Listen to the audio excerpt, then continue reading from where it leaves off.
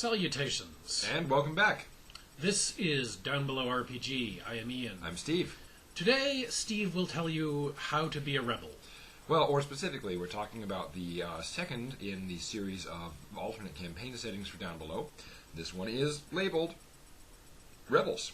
It's called Rebels because, bluntly, it's the opposite of enforcers, where enforcers are standing up for the status quo in some way, shape, or form, at least until it's challenged.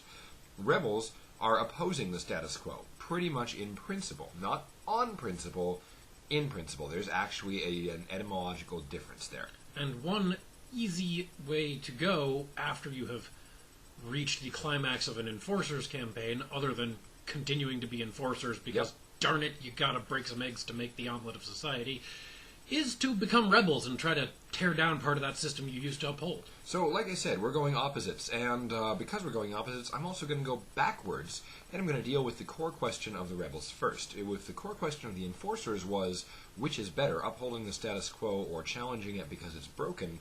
The core question of the rebels is, which is better, continuing to challenge the status quo, continuing to try to get the changes that you are rebelling for made and recognized, or to tear down corruption or corrupt officials, or even just practices, or to say that the status quo works for people, that what you are doing is potentially not actually the noble crusade you thought it was, and to abandon or compromise on your rebellion.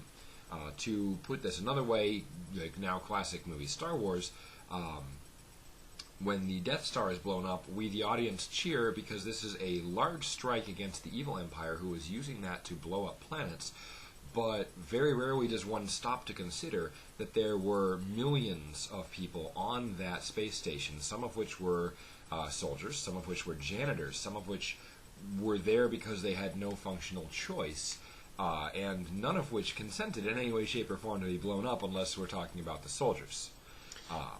And to put the question in a way paraphrased from rock and roll, is it better to burn out or fade away? Yep.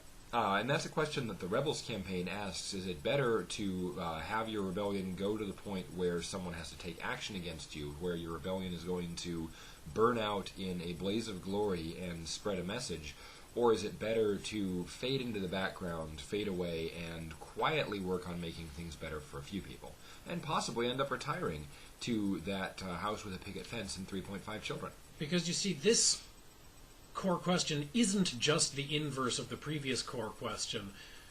In a Rebels campaign, it's pretty well established that there are things wrong with society. Right. However, remember that in this game, we are portraying a society which the changes that are needed to make the whole society better are too deep, and the things that are involved are too big for the characters that you're portraying in these games to change by themselves in the course of a game. So speaking of characters, but I've got a couple minutes left, let's talk about what some characters might look like for a Rebels game. In an Enforcer game, the Enforcers are usually part of an organization, frequently criminal.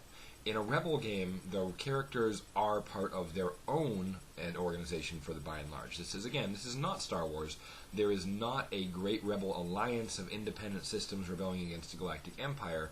If you are rebelling, you are probably forming your own ties with possible terrorist organizations. You are probably forming ties with but not joining criminal organizations.